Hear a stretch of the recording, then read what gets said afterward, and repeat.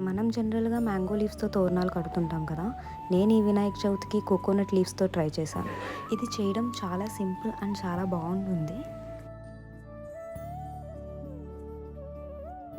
ఇది ఫెస్టివల్స్‌కే కాకుండా మ్యారేజ్ ఈవెంట్స్‌కి కూడా ట్రై చేయొచ్చు.